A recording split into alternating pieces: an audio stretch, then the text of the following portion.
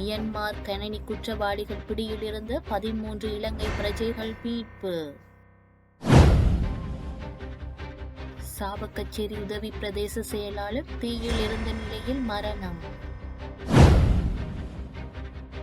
இலங்கை தமிழரசு கட்சியின் புதிய பதில் பொதுச் செயலாளராக எம்.ஏ. சுமந்திரன் நியமனம். சனீஸ்வரன் கோயில் பெயரில் போலி இணையதளம். கூகுள் மீது சட்ட நடவடிக்கை, மெக்சிகோ ஜனாதிபதி எச்சரிக்கை. மியன்மாரில் கணனி குற்றவாளிகள் பிடியிலிருந்த 13 இலங்கை பிரஜைகள் அந்நாட்டு இராணுவத்தினால் மீட்கப்பட்டுள்ளனர். மீட்கப்பட்டவர்கள் பாதுகாப்பு இடங்களுக்கு கொண்டு செல்ல நடவடிக்கை எடுக்கப்பட்டுள்ளது. தூதர் பிரபாஷினி பொன்னம்பெரும மற்றும் மியன்மாரில் உள்ள தூதரகத்தின் தலையீட்டின் மூலம் கணினி குற்றவாளிகளின் பிடியில் உள்ளவர்களை விடுவிப்பதற்கான நடவடிக்கைகள் மேற்கொள்ளப்பட்டு வருகின்றன. சாவகச்சேரி பிரதேச செயலகத்தில் உதவி பிரதேச செயலாளராக பணிபுரிந்து வந்த பெண் கடந்த வெள்ளிக்கிழமை கடும் தீக்காயங்களுடன் யாழ் போதனா வைத்தியசாலையில் அனுமதிக்கப்பட்டார். 6 மாத கர்ப்பிணியாக இருந்த உதவி பிரதேச செயலாளரான பெண் அவசர சிகிச்சை பிரிவில் அனுமதிக்கப்பட்டு தாய் மற்றும் சிசு உயிருடன் மீட்கும் பணிகளும் இடம்பெற்றது. சிகிச்சை பலனின்றி தாயும் மகளும் பரிதாபமாக உயிரிழந்துள்ளனர். படுக்கை அறையில் மெழுகுதிரி எரிந்து தீ விபத்து ஏற்பட்டுள்ளதாக வைத்தியசாலை முறைப்பாட்டில் தெரிவிக்கப்பட்டுள்ளது. சம்பவத்தில் நீர்வேலி பகுதியை சேர்ந்த தமிழினி சதீஷ் வயது 35 என்ற உதவி பிரதேச செயலாளரே இவ்வாறு உயிரிழந்துள்ளார். இவருக்கு 6 வயதில் பெண் குழந்தையொன்றும் உள்ளது. கணவர் கோப்பாய் பிரதேச செயலாளர் பிரிவில் கிராம சேவையாளராக பணிபுரிந்து வருகின்றார். இச்சம்பவம் அப்பகுதியில் பெரும் துயரத்தை ஏற்படுத்தியுள்ளது. இலங்கை தமிழரசு கட்சியின் புதிய பதில் பொதுச் செயலாளராக ஜனாதிபதி சட்டத்தரணி எம்.ஏ. சுமந்திரன் நியமிக்கப்பட்டுள்ளார். மட்டக்களப்பு களவாஞ்சிக்குடியில் ஞாயிற்றுக்கிழமை நடைபெற்ற கட்சியின் மத்திய குழு கூட்டத்தில் இந்த முடிவு எடுக்கப்பட்டுள்ளது. இதுவரை அப்பதவியில் இருந்த நாடாளுமன்ற உறுப்பினர் மருத்துவர் சத்தியலிங்கம் சுகவீனம் காரணமாக பதவியில் தான் தொடர்ந்தும் இருக்க முடியாது என நேற்றைய கூட்டத்தில் அறிவித்தமையை அடுத்து கூட்டத்தில் இந்த முடிவு எடுக்கப்பட்டது. சத்தியலிங்கத்திற்கு அடுத்து கட்சியில் சிரேஷ்ட துணை செயலாளராக இருந்த சுமந்திரனை பதில் பொதுச் செயலாளராக நியமிப்பது என மத்திய குழு உடனடியாக தீர்மானித்தது. அந்த முடிவுக்கு கட்சியின் நாடாளுமன்ற குழு தலைவர் நாடாளுமன்ற உறுப்பினர் ஸ்ரீதரன், நாடாளுமன்ற உறுப்பினர் ஸ்ரீநேசன் மற்றும் நாடாளுமன்ற முன்னாள் உறுப்பினர் யோகேஸ்வரன் ஆகியோர் தமது எதிர்ப்பை பதிவு செய்தனர். எனினும் அவர்களின் எதிர்ப்பை மீறி இந்த நியமனத்தை மத்திய குழு மேற்கொண்டது. வரும் உள்ளூராட்சி சபை தேர்தலை எதிர்கொள்வதற்கான தந்திரோபாயம் குறித்தும் நேற்றைய கூட்டத்தில் கலந்துரையாடப்பட்டது. தேர்தலை தனியாக தமிழரசு கட்சியாக எதிர்கொண்டாலும் மற்றைய தமிழ் கட்சிகளுடன் தேர்தலுக்கு முன்னரே இணக்கப்பாடு ஒன்றை செய்து கொள்வது என்றும் தீர்மானிக்கப்பட்டது.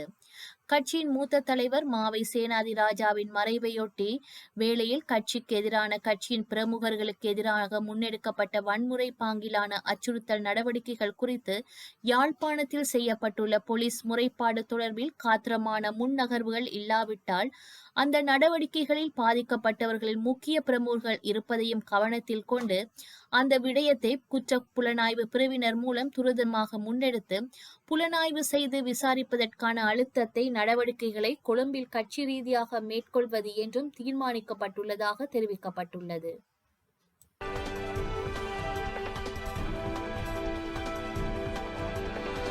உலக புகழ்பெற்ற திருநள்ளாறு சனீஸ்வரன் கோயிலுக்கு சனிக்கிழமை தோறும் ஆயிரக்கணக்கான பக்தர்கள் வந்து கலந்து செல்கின்றனர்.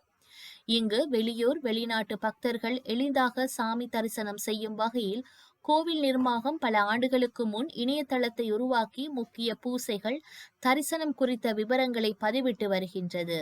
மேலும் அபிஷேகம், அர்ச்சனை உள்ளிட்டவைகளும் இணையதளத்தில் முன்பதிவு செய்யப்படுகின்றது.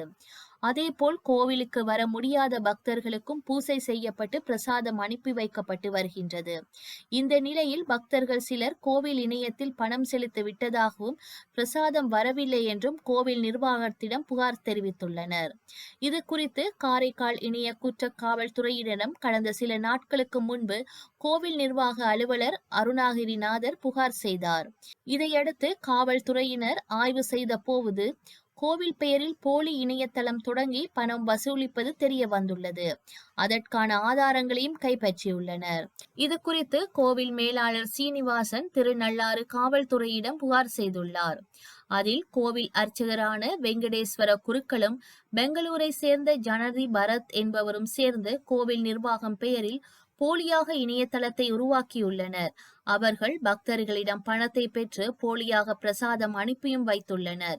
இதனால் கோவில் நிர்வாகத்தை ஏமாற்றியும் கோவிலுக்கு இழப்பை ஏற்படுத்தியும் உள்ளனர். அவர்கள் மீது நடவடிக்கை எடுக்க வேண்டும் என்று அதில் குறிப்பிடப்பட்டுள்ளது. இதைத் தொடர்ந்து வெங்கடேஸ்வர அர்ச்சகர் மற்றும் பெங்களூரை சேர்ந்த ஜனனி பரத் ஆகிய இருவரும் திருநள்ளாறு காவல்துறையினர் கைது செய்து விசாரணை நடத்தி வருகின்றனர். இந்த சம்பவத்தில் மேலும் சிலருக்கு தொடர்பு இருக்கலாம் என்றும் கூறப்படுகின்றது. திருநெல்வேலியிலிருந்து சென்னை நோக்கி வந்து கொண்டிருந்த பேருந்தை ஓட்டிய ஓட்டுநர் மாரடைப்பால் வியாழக்கிழமை நள்ளிரவு பலியாகியுள்ளார். நெஞ்சுவலி ஏற்பட்டவுடன் சாமர்த்தியமாக செயல்பட்டு பேருந்தை சாலை நடுவில் உள்ள தடுப்பில் மோதி 40 பயணிகளின் உயிரை ஓட்டுநர் காப்பாற்றியுள்ளார். திருநெல்வேலியிலிருந்து சென்னை நோக்கி 40 பயணிகளுடன் தனியார் பேருந்தொன்று வியாழக்கிழமை நள்ளிரவு 11 மணிக்கு புறப்பட்டுள்ளது.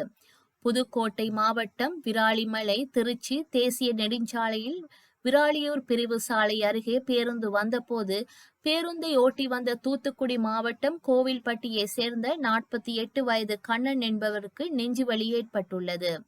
இதையடுத்து ஓட்டுநர் கண்ணன் பேருந்தை சாமர்த்தியமாக சாலையில் வலதுபுறம் உள்ள நடுப்புற தடுப்பின் மீது ஏற்றி விபத்து ஏற்படாமல் பயணிகளை காப்பாற்றியுள்ளார். ஆனால் ஓட்டுநர் கண்ணன் மாரடைப்பால் உயிரிழந்துள்ளார். விபத்திலிருந்து மீண்டதற்கு மகிழ்ச்சி அடைவதா, ஓட்டுநர் இறந்ததை நினைத்து வேதனை அடைவதா என்று தெரியாமல் பயணிகள் நள்ளிரவில் தவித்தனர். சட்டவிரோதமாக குடியேறிய 116 இந்தியர்களை ஏற்றிச் சென்ற மற்றொரு அமெரிக்க ராணுவ விமானம் பஞ்சாபின் அமிர்தசரஸில் சனிக்கிழமை இரவு தரையிறங்கியது. சட்டவிரோத குடியேற்றத்திற்கு எதிரான நடவடிக்கையின் ஒரு பகுதியாக டொனால்ட் ட்ரம்ப் நிர்வாகத்தால் நாடு கடத்தப்பட்ட இந்தியர்களின் 2வது தொகுதி இதுவாகும். C-17 விமானம் அமிர்தசரஸில் இரவு 11:35 மணியளவில் எதிர்பார்த்த நேரத்திற்கும் 90 நிமிடங்கள் தாமதமாக தரையிறங்கியது என்று ஆதாரங்களை மேற்கோள் காட்டி இந்திய ஊடகங்கள் செய்திகள் வெளியிட்டுள்ளன.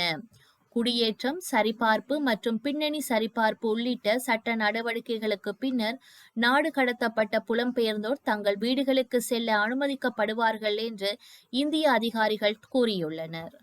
மெக்சிகோ வளைகுடாவை அமெரிக்க வளைகுடா என்று பெயர் மாற்றிய கூகுள் நிறுவனத்தின் மீது நடவடிக்கை எடுக்கப்படும் என்று மெக்சிகோ ஜனாதிபதி எச்சரிக்கை விடுத்துள்ளார். அமெரிக்க அதிபராக டொனால்ட் ட்ரம்ப் பதவியேற்றவுடன் மெக்சிகோ வளைகுடாவை அமெரிக்க வளைகுடா என்று பெயர் மாற்றம் செய்வதாக ட்ரம்ப் அறிவித்தார். மெக்சிகோ வளைகுடா பெயர் மாற்றம் குறித்து ட்ரம்ப் அறிவித்த சில நாட்களிலேயே கூகுள் நிறுவனத்தின் கூகுள் மேப் செயலியில் மெக்சிகோ வளைகுடாவின் பெயரை அமெரிக்க வளைகுடா என்று பெயர் மாற்றியுள்ளது. இருப்பினும் இந்த பெயர் மாற்றமானது கூகுள் நிறுவனத்தின் அமெரிக்க பயனர்களுக்கு மட்டுமே செயல்படுத்தப்பட்டது. மெக்சிகோ வளைகுடாவில் கூகுள் மேப் செயலியில் மெக்சிகோ வளைகுடா என்றும் அமெரிக்காவில் அமெரிக்கா வளைகுடா என்றும் இதர நாட்டில் கூகுள் மேப் செயலியில் மெக்சிகோ வளைகுடா என்றும் கூகுள் நிறுவனம் பெயர் மாற்றம் செய்துள்ளது. வரலாற்றில் இன்று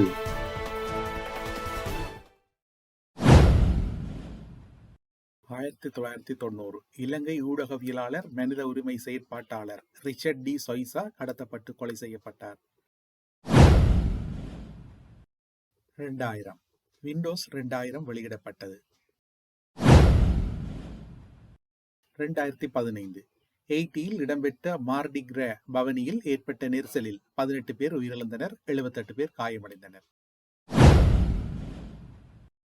2016 துருக்கி அங்காரா நகரில் ராணுவ வாகனங்கள் வெடித்து சிதறியதில் 29 பேர் கொல்லப்பட்டனர், 61 பேர் காயமடைந்தனர். செய்திகளை உடனுக்குடன் தெரிந்து கொள்ள உடனே சப்ஸ்கிரைப் செய்து பெல் பட்டனை கிளிக் பண்ணவும். மேலதிக செய்திகளை தமிழ் தாய் இணையதளத்தில் பார்வையிடலாம்.